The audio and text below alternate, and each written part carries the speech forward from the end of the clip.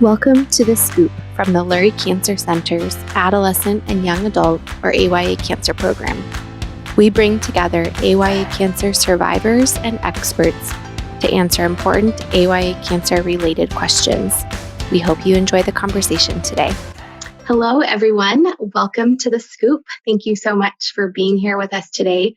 Today, we are talking all about mindfulness and cancer, and we're going to get started with a few introductions. So my name is Bryn Fowler. I am the Adolescent and Young Adults Oncology Program Coordinator at the Lurie Cancer Center at both Northwestern Medicine and Lurie Children's in Chicago.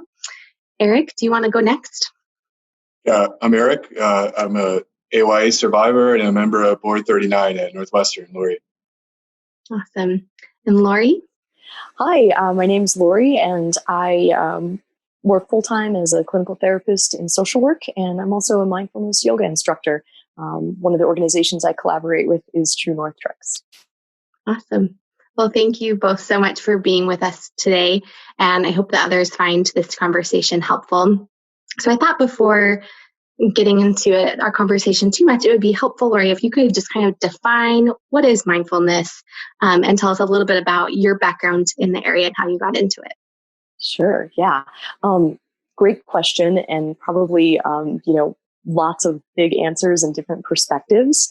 For our time today, I'll kind of share kind of two of my favorite definitions of mindfulness.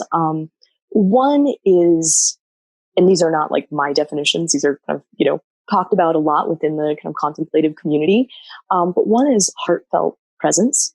And I think presence in itself is really mindfulness, right? Mm-hmm. So when we find ourselves in the moment, versus like kind of getting like fused with that thinking mind, way far into the future or way back in the past. Mm-hmm. And then I guess maybe a more scholarly definition, would be mindfulness is, making contact with the present moment on purpose without judgment. And so those two definitions kind of play with one another or play off one another because just in being human, sometimes we just naturally experience presence, or we get in our flow process, like when we're kind of doing that thing we love, or, just really get into, a project or an activity, and it just kind of naturally happens, right? We're in the moment. And then that second definition that kind of speaks to making contact with the present moment on purpose, that's when we sort of bring in more of the like guided or formal practices to intentionally push pause when we kind of fall into that autopilot, that busy zone that we just kind of, easily slip into as part of just being humans in the 21st century. And I guess the other piece that I would add, one of the reasons that I really like, kind of the language of heartfelt presence, is because it speaks to the role of compassion in mindfulness. Part of my experience when I first was sort of introduced to, some of the language and some of the practices, I was really working hard to make contact with the present moment and create that pause in my life that did not feel natural. And in that, I think I was, probably bringing in a lot of judgment about my experience, like, oh, you're not doing this right, or, your mind is just so busy and wandering. And so that heartfelt piece is really kind of calling us to not only observe, right, when we're making contact with the present, but think about how we want to respond kindly to ourselves in that moment. So even if I am experiencing this wandering mind, which is totally normal and part of being human, just kind of reminding myself of that and like, hey, it's okay.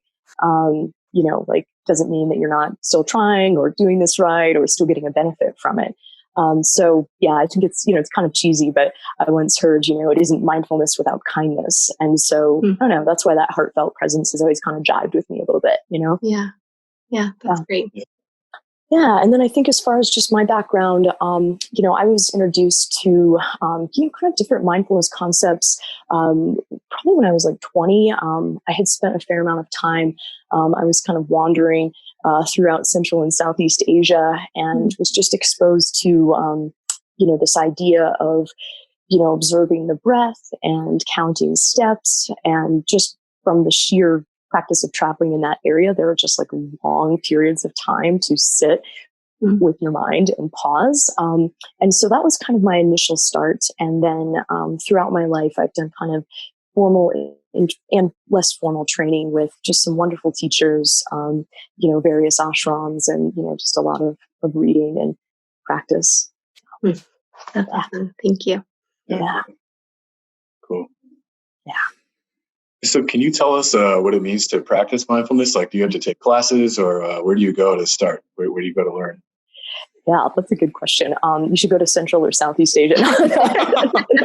No, you should. Like, if you get a chance, you should. Yeah, that's also a really great question. So I think for me, and I can really only speak to my experience. I think it's, probably going to be a little different for everyone. It was really helpful for me to start, formally practicing in a group setting. And, one, I think sometimes it's just like more fun to meditate with other people. And I think there is kind of like an energy vibrational level that kind of raises in that process. But it kind of helped me bring some structure to my initial practice. And then once I kind of got that like inoculation, then I was really able to sort of maintain the practice on my own, or use like guided audio, things like that. And then maybe I did like a booster, retreat or class experience, once or twice a year. So, there's a lot of different paths you can go down as far as classes, from secular to more spiritual. I've kind of gone down both avenues. One of the routes that I took that I thought brought like the most structure and discipline to building my practice was the mindfulness-based stress reduction program. They're kind of all over. It's based off the work of John Kabat-Zinn, and there tend to be around 6 to 8 week courses where you meet like once a week and really explore some of those basic tenets of mindfulness. And for whatever reason, that structure and kind of formalization of it just gave me a really nice framework to kind of build out from. So yeah, that was really helpful. I don't know if that answers your question or not. Yeah, I think so. Yeah, so then if we think about kind of the cancer world in particular, both for folks who are in treatment and who are in survivorship, can you talk about why they should care about mindfulness or some of the benefits specific to that setting? Yeah. So, with that question, I just want to be cognizant that I have not had the experience of cancer. My experience has been on the kind of caregiver side. So I can speak to that, and I can speak to just maybe some of the general facets of mindfulness and how they've been helpful that I think might be sort of universal. Okay, so the other thing I'm going to say is that there is a ton of research in academia right now regarding just like the benefits of mindfulness on, immunity, brain development, all the things. I'll be honest that that's probably not my area of expertise. I'm a little bit more of a qualitative gal. So while I respect and appreciate the research, I'm not able to speak to that as much as just kind of my own experience. So something that I think mindfulness offers that can be helpful for anyone just kind of being a human in the world right now, because it's a kind of a tricky place to be, right?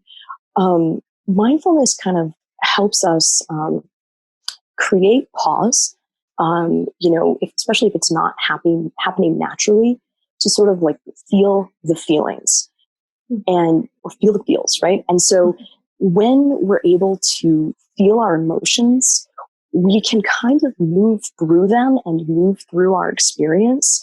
And it's not to say that some of the more challenging emotions aren't going to be painful, but it is, it's been my experience that it's less painful to move through them in the moment than to sort of avoid, numb out.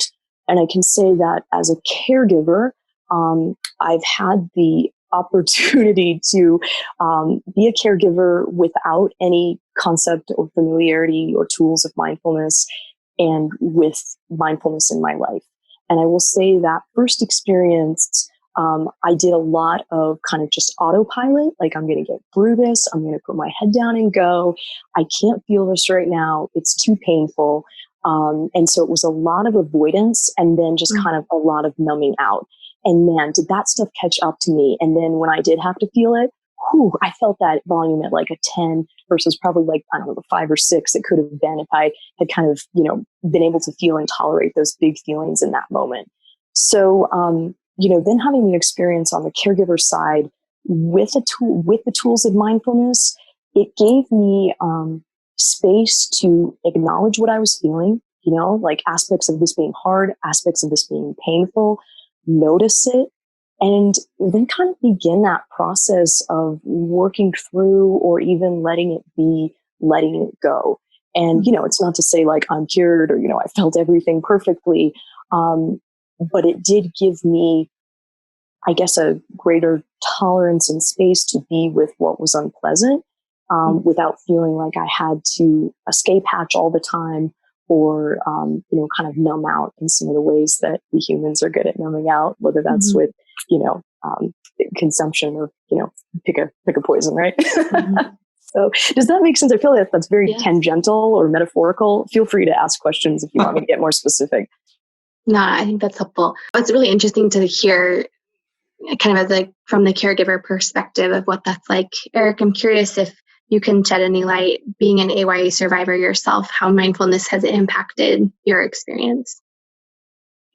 Yeah. So a few years ago, I was introduced to it at Northwestern, at Lurie, actually, in a program study based on what Lori mentioned, mindfulness-based stress reduction.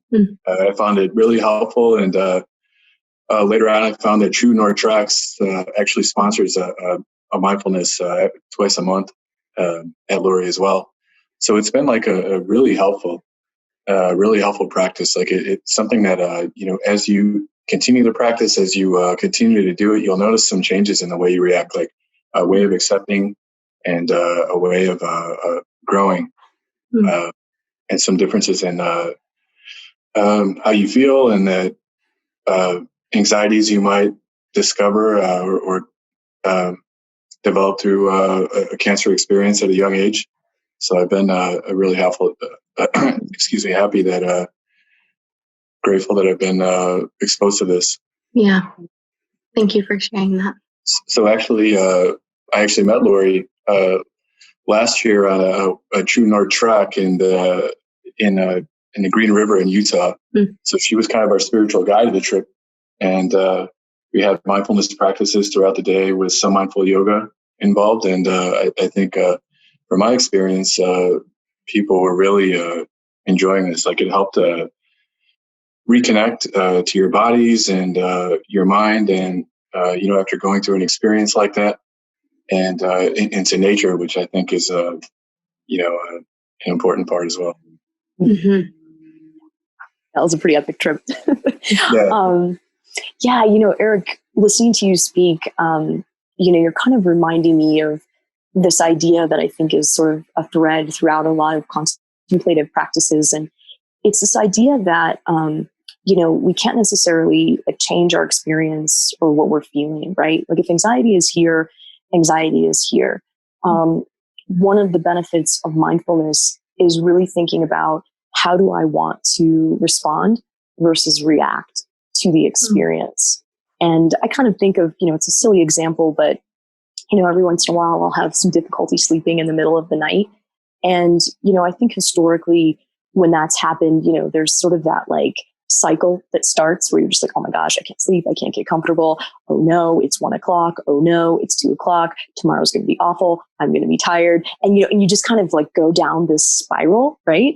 And, I think something in just like bringing more awareness to what I'm feeling and kind of creating that pause point to how I'm responding to what I'm feeling.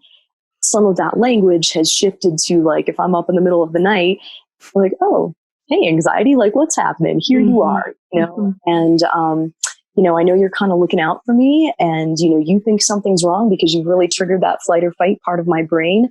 But I'm actually okay, and just maybe I'm getting the rest that I need just laying here, and just allowing my body to relax versus needing to go into a deep sleep. And who knows, tomorrow might be just fine. And so kind of playing with that sort of gloom and doom script that I think sometimes we're kind of hardwired to do in order to protect ourselves to survive, especially when that flight fight is triggered, and kind of shifting it to like, you know what, maybe we're like going to be all right. Maybe we've got this, you know?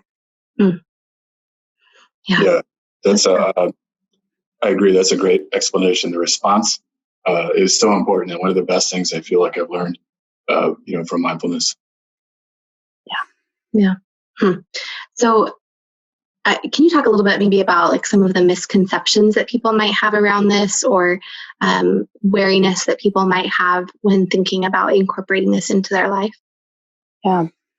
I think one of the things that I see the most is, or hear about the most, right, is, kind of like, oh, I'm a bad meditator, or, like I have ADHD, I can't do this, or, like I can't sit still. And I say yes, and right, because all of those things are true. Like that is, that's being human, right? Like that's the definition of human. And so, I think sometimes I hear a lot of judgment from people about like how they're not doing it right, or they're just like a little overly critical of their practice.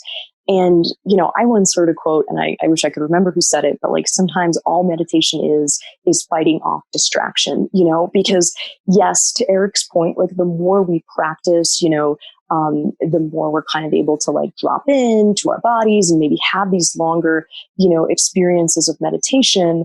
But it doesn't mean that our thinking mind ever completely turns off, right? It's always going. And so sometimes the practice that someone develops is really just noticing when the thinking mind has taken us on whatever fantastical path it goes down, right?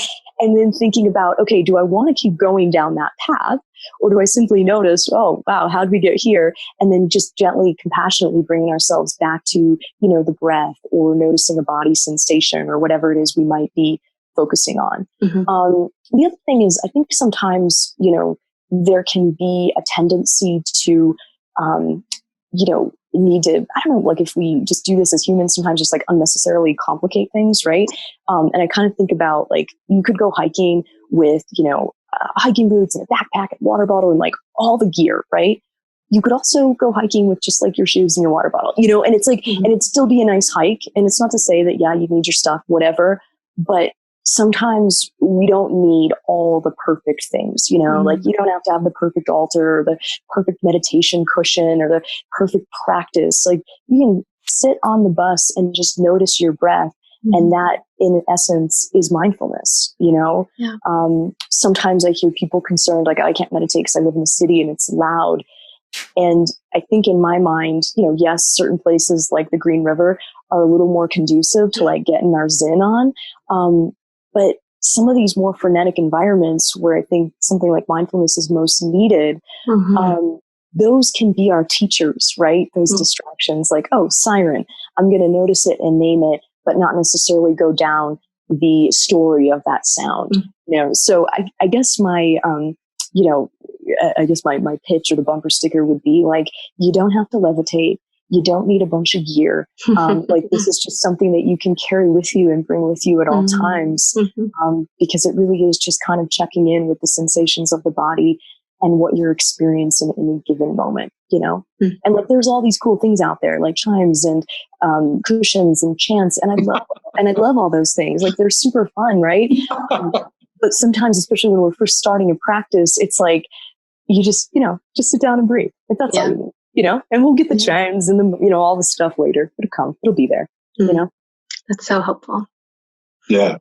If someone wants to get started with mindfulness, like today, after watching this, like what's the best way to do it? Like, should they find some teachers or riders or guides? Like, can they do it on their bus ride or their walk to work? Yeah, great question. Okay, so this is the advantage, I think, of just having access to the technology that we have access to. I'll speak to that part, and then I'll kind of speak to some of my favorite just kind of writers and resources that are out there. So I'm going to make a shameless plug for True North Treks. There is a free meditation class online that happens first and third Thursdays every month. You can hit the website, check it out. So that's always just a nice place to start. There are also a ton of free guided meditations online. And so sometimes it's a matter of, when you're starting out, sort of exploring like what feels good to you. I've been really fortunate in my life. I've been able to share, kind of mindfulness experiences with people who identify as Quakers, as Buddhists, as Hindu, as atheists, as shaman, with different traditions. And I think in each one of those, like I've learned different things, right? And through some of those samplings, I kind of like even going to the Zen meditation center and like it was amazing. But I kind of realized the particular center I went to, they meditated with their eyes open. And I was like, who knew? Like I'm an eyes closed gal. Like I just can't do it. And I'm sure other people had the opposite experience or whatever. So, there's a lot of different things to explore out there. But just like a solid starting space, definitely check out the True North Treks class online because we base that off of a lot of the mindfulness-based stress reduction program. The MBSR programs are all over. There are also a ton of apps right now. I think some of the more popular ones, Headspace, Calm, things like that. One of my favorite authors is, and teachers is Tara Brach, and she writes the book Radical Acceptance. She also works closely with the Kriyapali Yoga Center and her website, tarabrach.com. I mean, tons and tons of free meditations, from 5 minutes to 20 minutes. She's an incredibly gifted teacher, very down to earth, easily, to access, funny. Another person that I really enjoy is Jack Cornfield. And this is after the Ecstasy, the Laundry. And he kind of speaks about some of these, we go off to these meditation retreats or like the Green River experience. And it's like, oh, la, la, la, we learned how to meditate on the Green River, one of the most like sacred, beautiful areas in the world. And now I'm home and I have to do laundry and my kid's crying or whatever.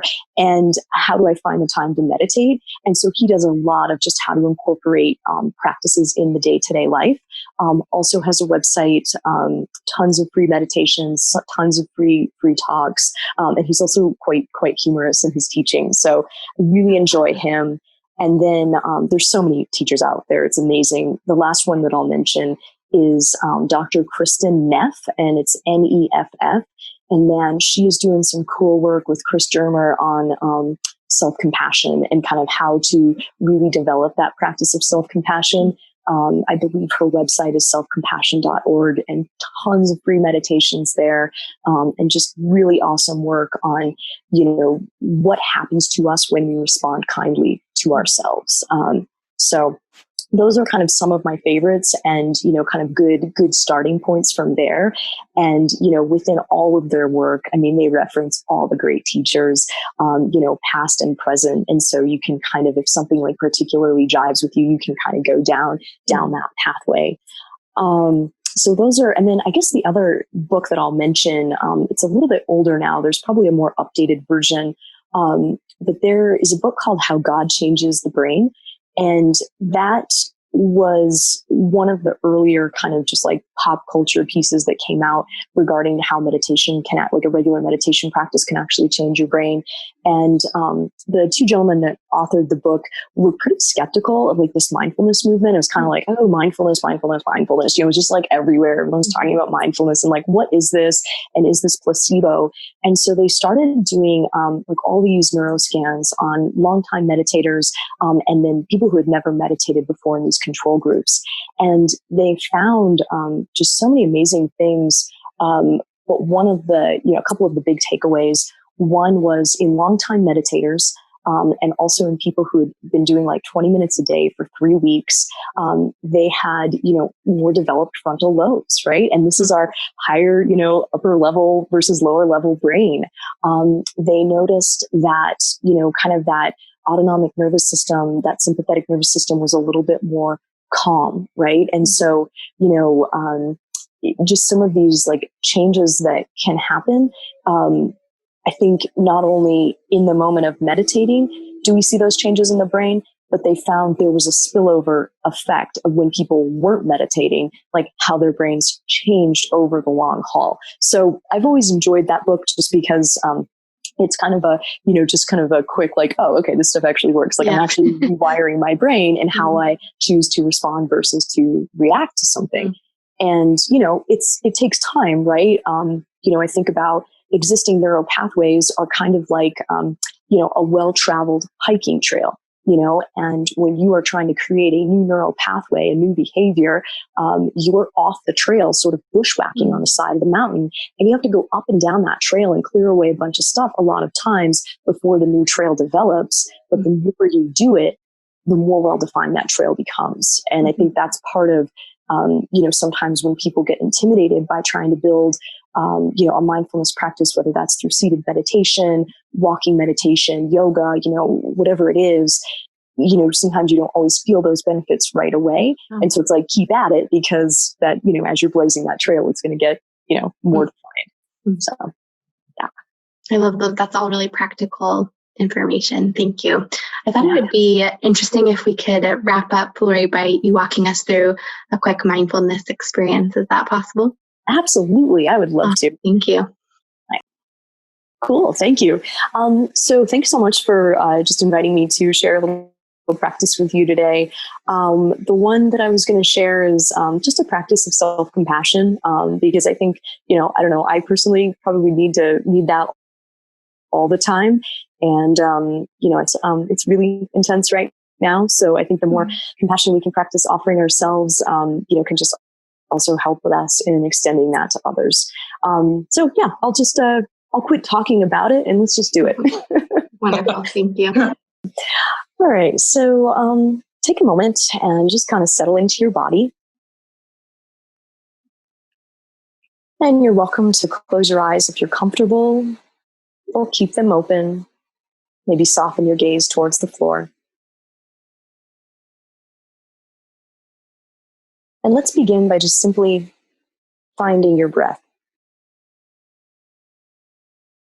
Maybe intentionally taking a couple of deep, slow inhalations and exhalations.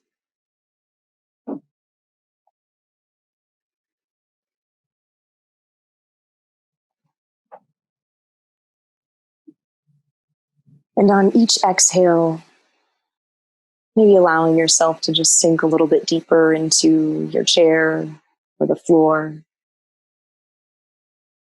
bringing awareness to any points of tightness throughout the body.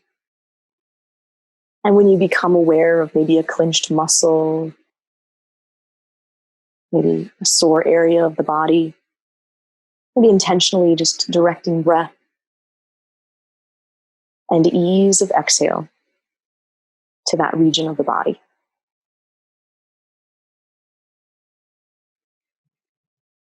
Now, at any point throughout this practice, if you notice that your mind starts to wander, know that that is perfectly normal, perfectly human, and perfectly okay. Part of building our practice is simply noticing when that occurs, and then gently guiding your attention back to your breathing or a sensation in the body. Now, you're welcome to just stay with your breath, or extend to visualizing or thinking about a time, maybe over this past week or this past day, where you've experienced suffering, some kind of pain, whether that was happening to you directly or something you're observing happening outside of you. And to just take a moment to bring some awareness to what that experience was like. Maybe noticing what thoughts were going through your mind. Noticing the emotions that may have been present or are present now. And observing whether or not there is any sensation in the body. Maybe a tightness of chest or sinking gut, or perhaps no sensation at all. Just allowing what is here to be here, breathing into and around what is here,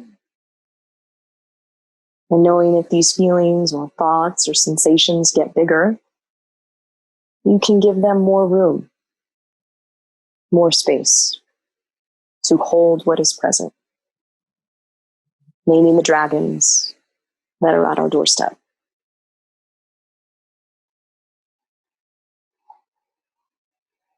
And next, I'd invite you to just kind of acknowledge, whew, ouch, that or this experience really hurt, or this is suffering. And this is what pain feels like sometimes. And in that, this next step is really taking an eagle's eye view to what we're observing and compassionately reminding ourselves that we're not alone. We're not the only ones who feel this way. And this pain or this suffering we experience is sometimes part of life and how we learn and grow. Others have felt like this before as well. And then if you're comfortable with this, you may just offer yourself a physical reminder that we are going to shift to offering ourselves love and just gently placing your hand over your heart and thinking about and sitting with all of these things, all of this heaviness. What might you offer a beloved person or animal in your life in their moment of challenge? And maybe offering these words of loving kindness to yourself. Maybe it is something as simple as, you are not alone. Hey, this is tough. You are doing a really good job. You're going to get through this. You land on your feet. You are loved. And just kind of taking a moment to bask in this loving awareness, this loving presence.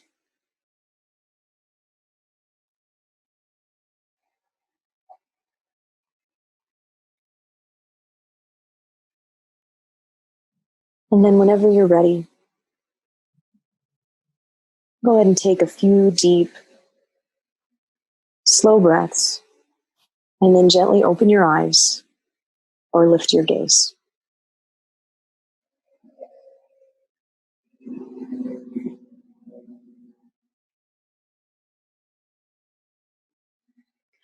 So, what did you guys observe in that practice? I think it's just so interesting to notice and pay attention how easily your mind does wander, and just being okay with that, and the power of just sitting still and allowing yourself that moment and not racing off to what's next. Yeah, I felt that way too, and about how important it is also to remember compassion, and especially in these times now. So many things can compound during a challenging time in our history, right? Yeah. So, allowing that is